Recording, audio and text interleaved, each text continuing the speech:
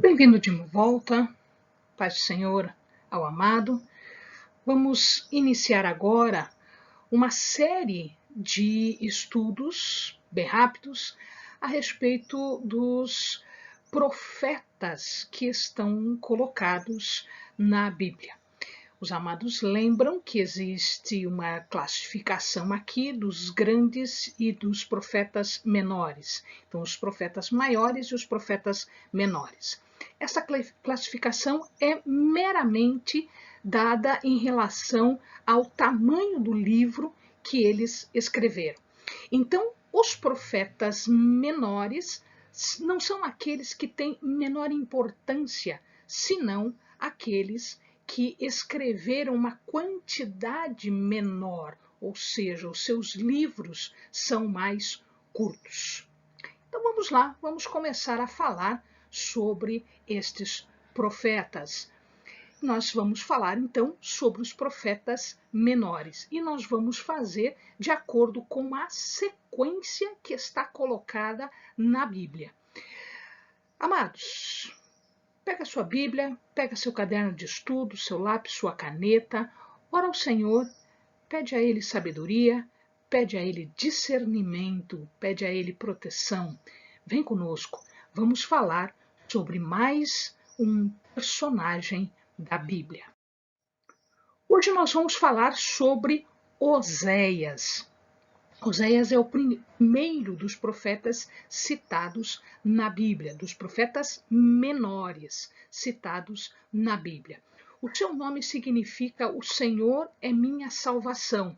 E a nossa tradução fala Oséias, mas a grafia original deste nome, ele é muito semelhante a Josué e Jesus, e, portanto, ele tem o mesmo significado de Josué, o mesmo significado de Jesus, ou seja, o Senhor é minha salvação.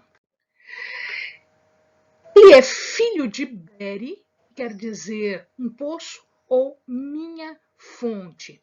Não se sabe onde ele nasceu, não se sabe o local de nascimento deste profeta. A sua esposa se chamou Gomer.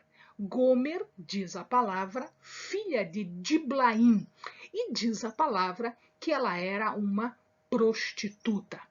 Aqui os estudiosos divergem um pouco, eles não concordam em um aspecto. Era Gomer já prostituta quando o profeta se casa com ela? Se isto é verdade, ele estava cumprindo uma ordem do Senhor, que era inclusive contrária aos mandamentos, porque os profetas não poderiam se casar com mulheres de reputação dúbia, reputação desta forma.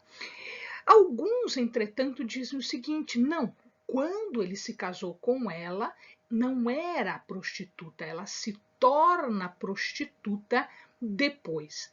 De tal maneira que nós vamos ver aqui, tanto no capítulo 1 quanto no capítulo 3, a história deste casamento. Seja ela prostituta antes do casamento, seja ela prostituta depois do casamento, o importante aqui é o símbolo dela. Em verdade, quando o profeta se casa com ela, de acordo com a vontade de Deus, o mandamento de Deus, ele estava demonstrando pela sua própria vida que ela simbolizava a idolatria de Israel, ou seja, Deus que havia desposado Israel, que havia desposado o seu povo, estava sendo traído por este povo, através da idolatria, através da prostituição com outros deuses. Então aqui nós temos um simbolismo muito forte. Portanto, as palavras do profeta eram palavras de grande peso. A Bíblia diz que o profeta compra a Gomer, no capítulo 3, ele compra Gomer e o preço que ele paga por ela era o preço pago por uma escrava, demonstrando aqui então que ele estava retirando da escravidão.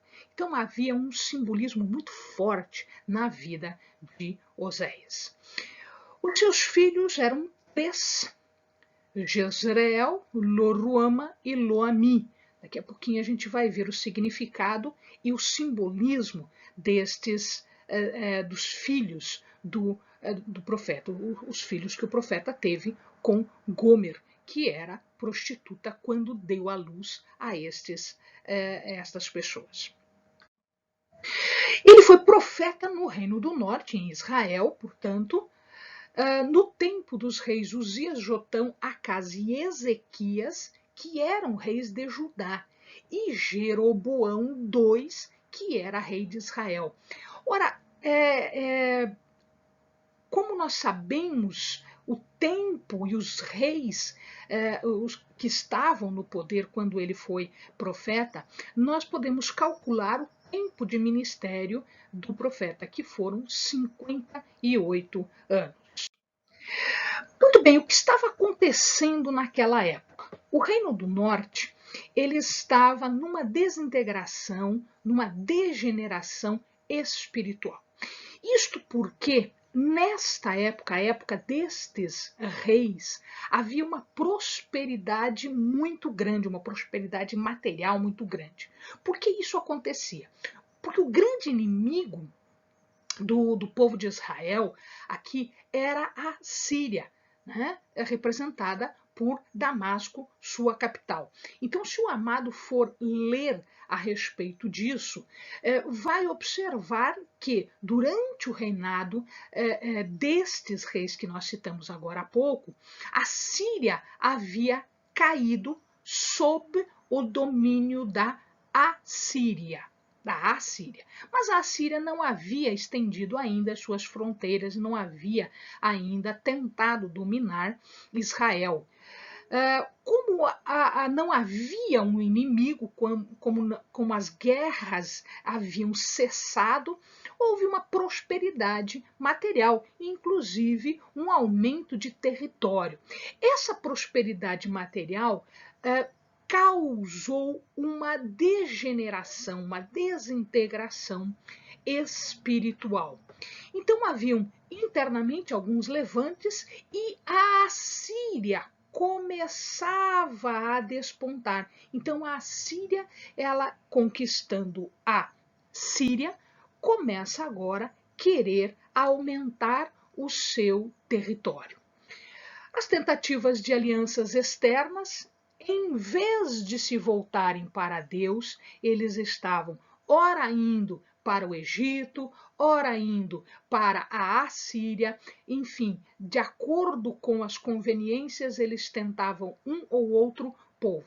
Então, estas alianças externas era a segurança de Israel e não o Senhor. Além disso, a idolatria que estava espalhada, né, neste momento, eram as duas grandes dificuldades da época. Então, eles viviam aqui com falta de confiança em Deus e uma idolatria, uma prostituição religiosa muito grande. Então, é neste cenário que Oséias aparece e que Oséias vai fazer o seu ministério. Ele era uma pessoa terna, sensível, misericordiosa e não era tão severo quanto outros profetas. Isso nós podemos depreender das suas escritas, do seu trabalho, das suas profecias. A mensagem que ele trazia era uma mensagem relacionada com a sua posição de esposo traído, de um esposo que havia casado com uma meretriz, com uma prostituta. Então, representando aqui a aliança que Deus tinha com Israel e a traição, o adultério de Israel em relação a outros deuses. Alguns falam que ele era padeiro, mas nós não temos nenhuma indicação disso no texto ou em escritos posteriores, escritos históricos de estudiosos. Então, esta é uma dúvida que fica. De qualquer forma, os seus escritos mostram que ele tinha uma educação excelente, uma grande educação. Os grandes temas que ele desenvolvia era este pecado, o pecado da nação, em relação não só à idolatria, como também à busca de segurança com outros povos, com outras nações. E aí a necessidade de arrependimento. Isso nós vamos ver em 6.1, 6.6 e 10.12. 6.1, vinde e tornemos para o Senhor. Ele nos despedaçou, mas nos sarará. Fez a ferida, mas a ligará. 6.6, pois eu quero misericórdia e não o sacrifício, e o conhecimento de Deus mais do que holocaustos. E 10.12 diz assim: semeai para vós em justiça, ceifai o fruto do constante amor e lavrai o campo de lavoura, porque é tempo de buscar ao Senhor até que venha e chova a justiça sobre vós. Então, este era o chamado de Oséias. Caso isso não acontecesse, o que é que estava sendo dito para o povo? Que haveria um julgamento, que haveria uma condenação. E isso estava próximo, isto estava iminente. E, de fato, isso acontece porque eles não ouvem a voz do Senhor. A Síria, através dos seus governantes, Senaqueribe e Sargão, ele vai conquistando, né? Ele conquista inclusive 46 cidades e a própria Samaria, que era a capital de Israel. Esta profecia acontece 30 anos antes da conquista de Samaria, da queda de Israel diante da Assíria. E ele fala também do amor de Deus, representado pela própria vida de Oséias. Oséias em relação à sua esposa e Deus em relação ao seu povo. Os pecados da nação, como nós vimos, era, primeiro, eles não viviam a verdade, eles não conheciam a verdade, eles não viviam a verdade. Era um povo sem conhecimento. E aqui nós temos uma passagem muito significativa em 4:6. Diz assim: olha só, para a nossa vida hoje, o meu povo é destruído porque lhe falta o conhecimento. Porque tu rejeitaste o conhecimento, também eu te rejeitarei como meu sacerdócio, visto que te esqueceste da lei do teu Deus, também eu me esquecerei de teus filhos. Então aqui existe uma medida, a rejeição do povo em relação a Deus significa a rejeição de Deus em relação ao povo. Então, isso acontecia porque faltava conhecimento. Esta é uma palavra que é válida até hoje. As mensagens aqui, elas são muito claras. Primeiro, o adultério de Gomer, que era a esposa de Oséias. Ela tem aqui um simbolismo da idolatria do povo em relação a Deus. Oséias teve 3 filhos com Gomer. O primeiro filho se chamou Jezreel. Jezreel quer dizer Deus semeia ou Deus espalha. Ou seja, aquilo que nós fazemos volta em consequência dos nossos atos. É a lei da colheita segundo a semeadura. E é interessante que Jezreel é o mesmo nome onde Jeú eleva-se rei, matando então a descendência de Acabe. E ele realiza ali uma carnificina, matando todos os descendentes de Acabe, que foi um dos piores reis, ele e sua esposa Jezabel, num lugar onde eles haviam matado, inclusive, uma pessoa para tomar-lhe os campos. Nós temos um vídeo sobre isso, né, tanto sobre Jeú, quanto Acabe, quanto Jezabel, que o amado pode tornar a ver. O segundo filho ou segunda filha é Loruama. Lo quer dizer não. Ruama é favor ou compadecimento, né? Favor. Então, Loruama significa que Deus não estava compadecido, que Deus haveria de tirar o favor que ele estava dando em relação ao seu povo. Deus tirará tudo. Por quê? Porque Jeú não acabou com o culto de Acabe e de Jezabel. E o terceiro filho se chama Lo-Ami. Lo quer dizer não, Ami, povo. Ou seja, Deus aqui está anulando aquela aliança de você será meu povo, eu serei o teu Deus. Então ele anula aquela aliança que ele tinha com o povo exatamente por conta da idolatria. A idolatria levava à iniquidade e levaria ao cativeiro 30 anos depois. Mas Oséias ele fala sobre uma restauração que de fato acontece depois. O conhecimento de Deus livra o adorador. É o que a gente vai encontrar, por exemplo, em 4:6 que a gente viu ali, né? Então, nós temos aqui o meu povo é destruído porque lhe falta o conhecimento. Então, nós temos o retorno, né, a Deus a partir deste conhecimento. E no 14 também nós vamos ter isso na segunda parte, né? O povo que não tem entendimento será transtornado. 4:14, lá no finalzinho do versículo 14. Muito bem, o restabelecimento é dado? Sim, ele é visto também por Oséias esse restabelecimento.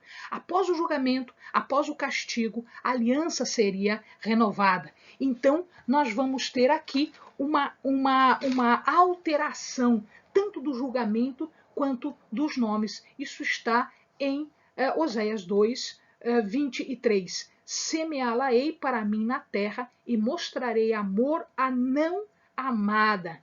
Direi a não meu povo, Lo-Ami. Tu és meu povo, a mim. E ele dirá, tu és o meu Deus. Então haveria de acontecer o restabelecimento. Esse restabelecimento se daria como, Eleni? Se daria a partir de um arrependimento lá, depois do julgamento, depois do cativeiro assírio, porque nós estamos falando de Israel. E aqui nós temos uma passagem final, 14, do 5 ao 7. Eu serei para Israel como orvalho, que é o refrigério. Né? Ele florescerá como o lírio, beleza, e espalhará as suas raízes como o cedro do Líbano, força. Estender-se-ão os teus ramos, e a sua glória será como a da oliveira, e o seu odor como um cedro do Líbano. Voltarão a habitar na sua sombra, sombra de Deus, e serão vivificados como trigo, e florescerão como a vide. A sua memória será como o vinho do Líbano. Amém, amados? Bons estudos.